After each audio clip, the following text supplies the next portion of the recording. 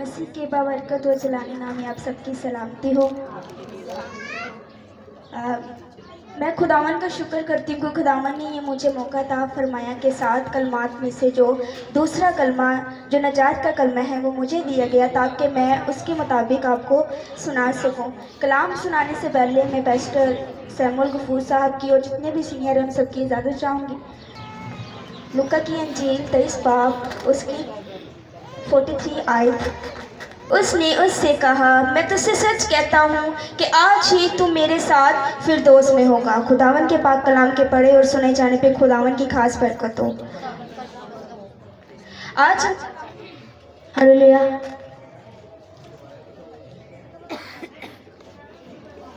Hallelujah.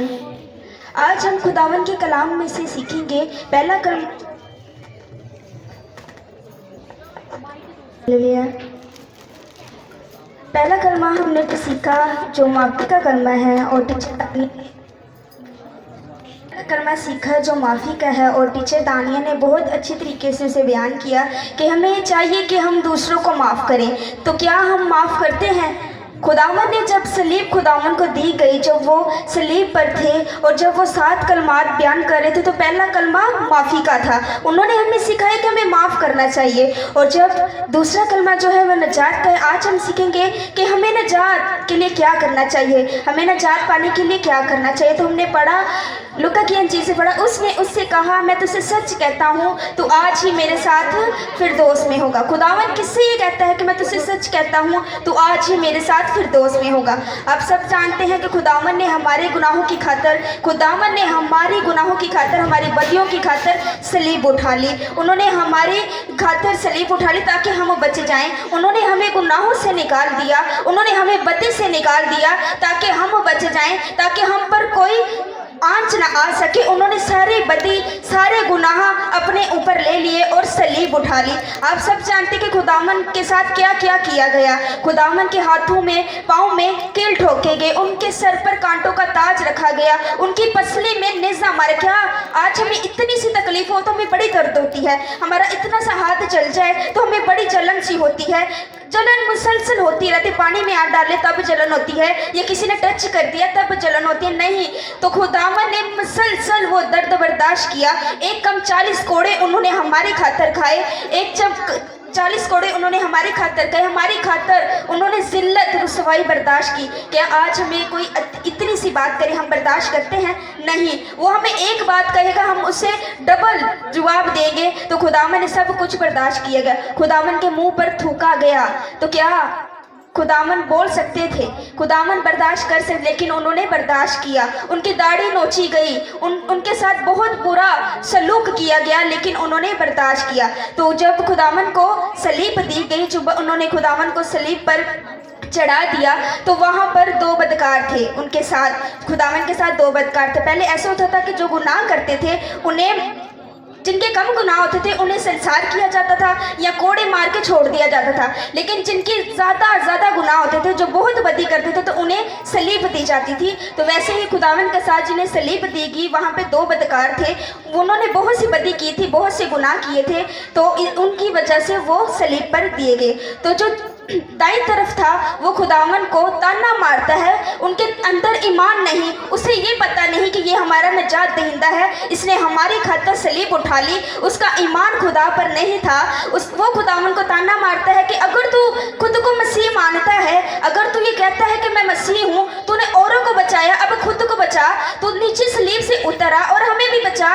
क्यों हम ये दर्द बर्दाश्त कर रहे हैं, क्यों हम ये रुसवाई बर्दाश्त कर रहे हैं? लेकिन जो बाएं तरफ था वो उसे डांटता है, क्योंकि उसे पता है कि ये हमारा नजात दहिंदा है, उसे पता है ये हमारा खुदावन है, ये हमारे लिए आया ताकि हम बच जाएं, इसने हमारी खातिर सलीब उठा ली। उसने उसे डांटा, उसने उसी टाइम उसे डांटा कि क्या तू खुदा से नहीं डरता? फौरन उसने खुदावन पर ईमान ले आया। उसने कहा तू खुदावन से नहीं डरता? ये भी उसी सजा में गिरफ्तार है जिसमें हम हैं। क्या तू नहीं देख रहा जिस सजा में हम हैं वही सजा ये बर्दाश्त कर रहा है? क्या तू नहीं जानता जिस शर्मिंदगी में, रुसवाई में हम हैं उसी में ये गुजर रहा है? फिर उसने कहा हालांकि हम तो अपनी गलतियों की सजा पा रहे हैं, जो हमने बदी की है उसकी हम सजा पा रहे हैं, लेकिन इसने तो कोई बेजा काम ही नहीं किया। क्या खुदा मैंने के गुनाह किया था? क्या खुदावन ने कोई गुनाह नहीं किया? उनके वो ज़मीन पर आए फिर भी उन्होंने कोई बदी नहीं की, उनके अंदर कोई ख्वाहिश नहीं थी। उन्होंने औरों के लिए बहुत मोज़ात दिखाए, औरों को बचाया और उन्होंने कोई ऐसा बुरा काम नहीं किया जिनकी वजह से उन पर उंगली उठाई जाए। उन्होंने कहा कि देखो वो भी उस सज़ा में गिरफ्तार है, हालांकि उसने कोई गुनाह नहीं किया, उसके अंदर कोई गुनाह सरज़ाद नहीं हुआ। जब काहिन थे, जो वहाँ के फरीसी थे, वो जब उसके पास लेकर जाते हैं, जो वहाँ का हुक्मरान था, तो उसका दिल नहीं करता खुदावन को सज़ा देने के लिए, उसका दिल नहीं मानता खुदावन को सलीब देने के लिए। वो कहता है कि इसने तो कोई बुरा काम किया ही नहीं, सलीब तो उसे दी जाती है जिसने बुरे काम किए हों, जिसने बहुत सी ज़्यादा बदी की हो, तो वो खुदावन को सलीब नहीं देता। वो कहते हैं चलो मैं इसे कोड़े लगवा कर छोड़ देता हूँ, क्योंकि इसने तो कोई बुरा काम किया है। लेकिन नहीं, वहाँ पर भी हमारे जैसे कुछ इंसान थे, वहाँ पर भी हमारे जैसे कुछ लोग थे जो खुदावन पर ईमान नहीं रखते थे, जो खुदावन को नजात दहिंदा कबूल नहीं करते थे। वो शोर कर रहे हैं, नहीं जी इसे सलीब दो, क्योंकि उनमें अबलीस समाये हुए थे, क्योंकि अबलीस उनमें काम कर रहा था। वो इसलिए ताकि खुदावन बहुत से लोगों को ना बचा सके, वो बहुत से लोगों को अपनी तरफ ना लेकर आ जाए, इसलिए वो शोर कर रहे थे इसे सलीब दी जाए, इसे सलीब दो। तो खुदावन को सलीब दी गई, और जहाँ पर खुदावन को सलीब दी गई उसका नाम खोपड़ी था, उस जगह का नाम खोपड़ी था जहाँ पर खुदावन को सलीब दी गई। आए हम अगर बाइबल मुकद्दस में से देखें तो हमें दो आदमियों का जिक्र मिलता है बाइबल में से। मत्ती की अंजील में मिलता है जिक्र, हमें दो शख्स का जिक्र मिलता है। जैसे यहाँ पर दो बदकार थे, वैसे वहाँ पर भी हमें दो आदमियों का जिक्र मिलता है। उनमें से भी एक अच्छा था और एक बुरा था। जो फरीसी था वो खुदावन से कहता है कि ऐ खुदावन, अपने दिल में दुआ करता है, जब हैकल में जाता है तो अपने दिल में दुआ करता है, ऐ खुदावन मैंने ऐसा कोई बुरा काम नहीं किया, मैंने ऐसी कोई बदी नहीं की, मैंने औरों के लिए बहुत सी नेकियां की हैं, मैंने बहुत कुछ किया है, तो मैं तो तेरे लिए हफ्ते में 2 बार रोज़े भी रखता हूँ और महीना दय यकी भी देता हूँ। और लेकिन जो दूसरा था, जो मसूल लेने वाला था, वो बाहर, उसकी इतनी जरूरत नहीं थी कि वो हैकल के अंदर आ सके, क्योंकि वो जानता था कि मैं गुनाहगार हूँ, क्योंकि वो कबूल करता था कि मैंने बदी की है, क्योंकि वो मानता था कि मैंने गुनाहगार हूँ। तो वो बाहर ही खड़े होकर छाती पीट कर पुकारने लगा कि ऐ इब्ने दाऊद, मुझ पर रहम कर, इस गुनाहगार पर रहम कर, मुझे बचा। वो उसकी इतनी भी जरूरत नहीं थी कि वो आसमान के ऊपर देख भी सके, कि आसमान पर नजर भी करके कह सके कि बाप मुझे माफ कर। कि आज हम अपनी गलतियों का इंसाफ, जब हमें बोला जाए कि हमने ये गलती की है, तो क्या हम मानते हैं कि हमने ये गलती की है? हम नहीं मानते। वो जो दो बदकार थे वो आज भी हमारे दरमियान मौजूद हैं, हमारी शक्ल में, इंसानों की शक्ल में। जैसे एक ने खुदावन पर ईमान ले आया और खुदावन से कहते मैं तुझसे सच कहता हूँ तो आज ही मेरे साथ फिरदौस में होगा, क्योंकि खुदावन जान गए थे कि ये मान गया है कि मैं ही नजात दहिंदा हूँ, मैं ही इनका पालनहारा हूँ, मैं ही सब कुछ करने वाला हूँ, मैं ही कायनात का खालिक मालिक हूँ। लेकिन जो दूसरा था, इसी तरह हमें लोगों में भी वो कैटेगरीज मिलती हैं। जो अच्छे लोग होते हैं, जो खुदावन को नजात दहिंदा कबूल करते हैं, जो खुदावन पर ईमान रखते हैं, जो खुदावन की साइड पर होते हैं, वो फिर निजात पाते हैं, वो जिंदगी का ताज पाते हैं। लेकिन जो उस बदकार की तरह थे, जो खुदावन को ताना मारता है, खुदावन को कहता है कि अगर तू सच में मसीही था, अगर तू सच में मानता था कि तू खुदा ताला का बेटा है, तो क्यों तू अभी तक सलीब पर है? नीचे उतर और हमें भी बचा। उसी तरह आज भी लोग सुनते हैं लेकिन उस पर अमल नहीं करते। आज भी लोग सुन लेते हैं, जी मैंने सुन लिया, ठीक है मैंने अमल, बस उसे निकाल देते हैं। ये मानते ही नहीं कि वो ही हमारा नजात दहिंदा है, ये कबूल नहीं करते, वो उस पर ईमान ही नहीं रखते कि उसने हमारे लिए गुनाह सहे, उसने हमारे लिए तमाम बदी हमारी खातिर बर्दाश्त की और सब कुछ हमारे लिए बर्दाश्त किया, जिल्लत और रसवाई हमारे लिए बर्दाश्त की और सब कुछ हमारे लिए सहा। मत्ती की अंजील उसका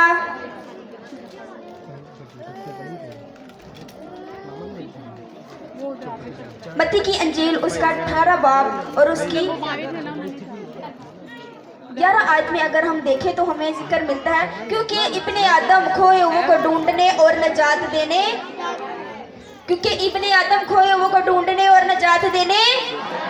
तो हमारा जो मेरा कलमा था वो और नजात पर था कि हमें नजात किस तरीके से पानी चाहिए। तो खुदावन का पाक कलाम हमें कहता है, मैं आपको खोए हुओं को ढूंढ रहे, जो बेड़े खो चुकी हैं, जो खुदावन पर ईमान नहीं रखती, जो खुदावन को नजात दहिंदा कबूल नहीं करती, तो खुदावन उनके लिए कहता है, मैं खोए हुओं को ढूंढने और नजात देने आया हूँ। जो आखिर तक बर्दाश्त करेगा वो ही जिंदगी का ताज पाएगा। तो आज हमें चाहिए, सबसे पहले हमें अपने गुनाहों का इकरार करना चाहिए। जो सबसे पहले जो पहला पॉइंट है वो है हमें अपने गुनाहों से इकरार करना, हमें कबूल करना चाहिए हमने ये बदी की है। हमें ये खुदावन यही तो चाहता है कि हम अपने मुंह से बोलें कि अबाब मैंने ये गुनाह किया है, मुझे माफ़ कर, कि आइंदा से मैं ये बदी ना कर सकूं, आइंदा से मैं ये गुनाह ना कर सकूं। हम कबूल करें, हम इकरार, लेकिन नहीं, हम ये करते ही नहीं, हम इकरार नहीं करते। हम बस, हमारे अंदर बदी होती है लेकिन हम कबूल नहीं करते। ऐसा होता है ना कि जब कोई बच्चा कोई चोरी कर ले तो उसकी मामा पूछे जी आपने ये चोरी की है, तो क्या मार के डर से कहता है कि मैंने चोरी नहीं की, झूठ बोलना शुरू करे, मम्मा मैंने ये कुछ नहीं किया। तो अगर वही बच्चा अपनी मामा से बोल दे, हाँ जी मामा मुझसे ये गलती होगी है, मुझे माफ़ कर दे, आइंदा से मैं नहीं करूँगा, तो क्या उसकी मामा मारेगी उसे?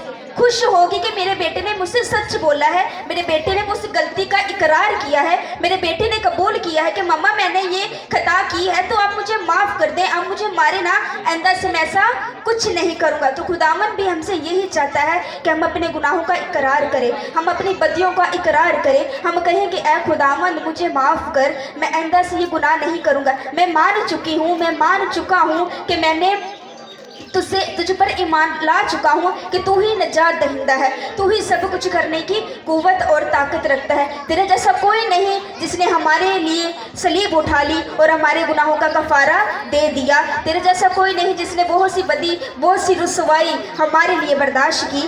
तो आज का मेरा यही कलमा था कि हमें खुदावन पर ईमान लाना चाहिए। सबसे पहले हमें अपनी गलतियों का इकरार करना चाहिए, अपनी बदियों को मानना चाहिए। फिर दूसरा ऑप्शन हमारे पास होता है कि हम बपटाइज हो, हमें बपतिस्मे की ज़रूरत होती है। जब हम बपतिस्मा ले लेते हैं तो खुदावन अपने पाक रूह को, जो होली स्पिरिट हमें अता फरमाता है और हम निजात याफ्ता हो जाते हैं। आजकल हम सुनते हैं ना, कोई पास्टर है या कुछ ऐसा खुदावन का सूरमा होता है तो हम क्या कहते हैं, वाकई में ये खुदावन का निजात दहिंदा है, वाकई में इसमें खुदावन का जलाल जाहिर होता है, वाकई में ये बंदा खुदावन के साथ चलने वाला है, खुदावन पर ईमान रखने वाला है, वो कबूल करता है कि वो ही निजात दहिंदा है, वो ही सब कुछ करने की कुव्वत और ताकत रखता है। तो आज हमें चाहिए अपने गलतियों का, अपने गुनाहों का इकरार करें, अपनी बदियों को माने कि हमने ये खता की है, खुदावन के आगे झुक जाएं कि अबाब हमें माफ़ कर दे, आइंदा से हम ये गलती नहीं करेंगे। हम ईमान रखते हैं, हम ये मानते हैं तू निजात दहिंदा है, तू सबका पालनहारा है, तू सब कुछ करने वाला खुदा है, ताकि खुदावन भी फिर खुश होंगे कि वाकई ही मेरी बेटी मुझ पर ईमान ले आई है, मेरी बेटी ने मान लिया है कि मैं निजात दहिंदा हूँ, तो खुदावन भी हमें माफ़ कर देगा। और हमें निजात पाने के लिए बपतिस्मा लेने की बहुत ज़रूरत होती है, ताकि जब हम बपतिस्मा ले लेते हैं तो हम खुदावन के रास्ते पे चलना शुरू हो जाते हैं। वो पहला स्टेप हमारा खुदावन की तरफ बढ़ना शुरू हो जाता है, फिर हमारी ज़िंदगी निजात याफ्ता होना शुरू हो जाती है, फिर हम खुदावन पर ईमान लाना शुरू कर देते हैं कि वाकई ही उसने हमारी खातिर बहुत से दुख सहे, बहुत से गुनाह किए। तो आज का मेरा यही है कि हमें चाहिए कि पहले टीचर तानिया ने सुनाया माफ़ी का, तो हमें माफ़ करने की ज़रूरत है, फिर उसके बाद हमें निजात दहिंदा मतलब कि निजात लाने की ज़रूरत है कि हम खुदावन पर ईमान लाए, उस खुदावन पर जिसने हमारे लिए बहुत से गुनाह और बहुत सी रुसवाई को बर्दाश्त किया। खुदावन मुझे और आपको इस कलाम के वसीला से बरकत दे।